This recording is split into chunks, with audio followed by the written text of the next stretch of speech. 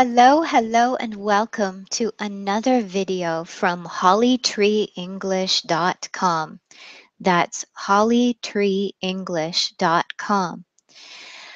This video is part 4 of my series where I talk about becoming an online ESL teacher who helps adults with language learning pathways through speaking and grammar lessons. And this video will talk about how I made the decision. It's the next step after experiencing English teaching for a little while. So watch this video to learn more about that decision, how I made it, but also, of course, it will give you some listening practice. And if you find that this video was useful or interesting, please like it, share it, and feel free to subscribe to the channel and check out HollyTreeEnglish.com. That's HollyTreeEnglish.com. In the last videos, I talked about loving other countries and languages and cultures in my childhood. I talked about learning language in high school. I talked about my first taste of English teaching when I had a chance to try a little of it for a summer. So now we are going to fast forward some more years. I finished college, did some other things with my life. And then it was time to find a job, and I had a lot of difficulties finding a job for different reasons. I tried, but the economy was having problems. That was one thing. As I mentioned before, I cannot see, so of course I cannot drive, and some of the jobs that I applied for, they wanted me to be able to drive, which was a problem. So the other choice, of course, was go back to school. But then uh, this would mean going back to school for a master's degree.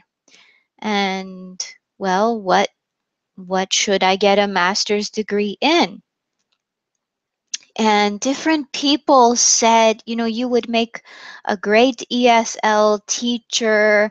Or when they talked with me about things that I had tried doing, of course, that was one of the things on my list that I had tried was ESL teaching. And also, because I am a Christian, I prayed about it. And it just all of these things pointed to, yes, this is what I should do. And of course, remembering the experience at the refugee organization was very important.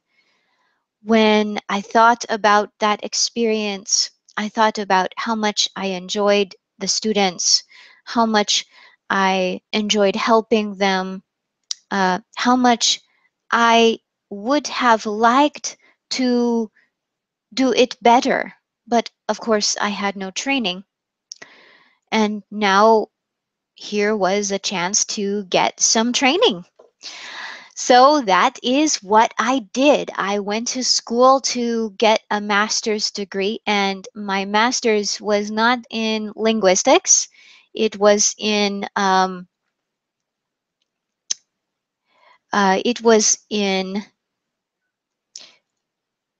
I'm sorry.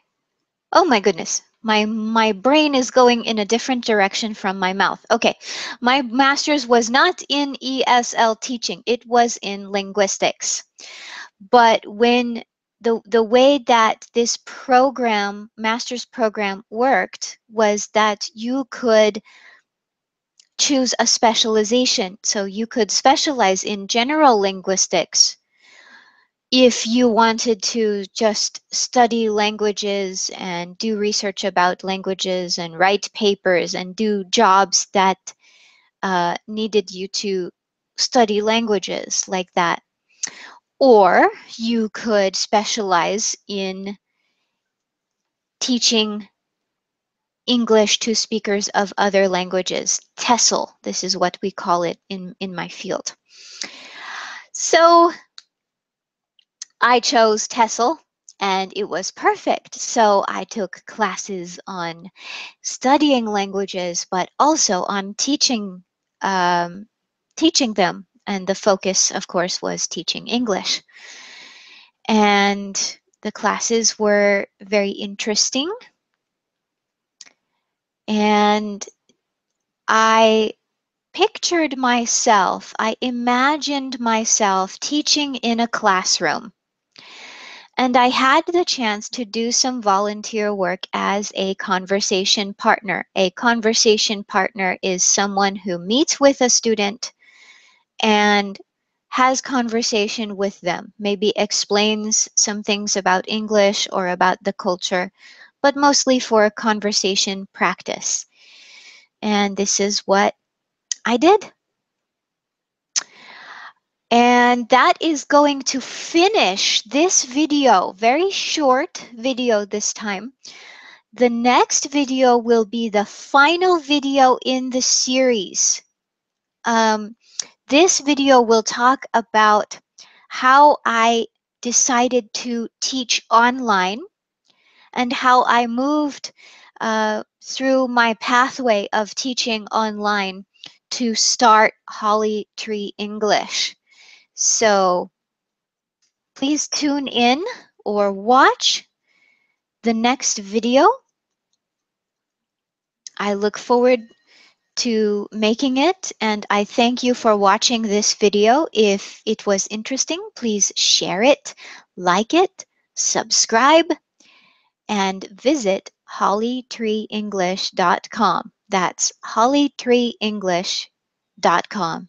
Thanks for watching.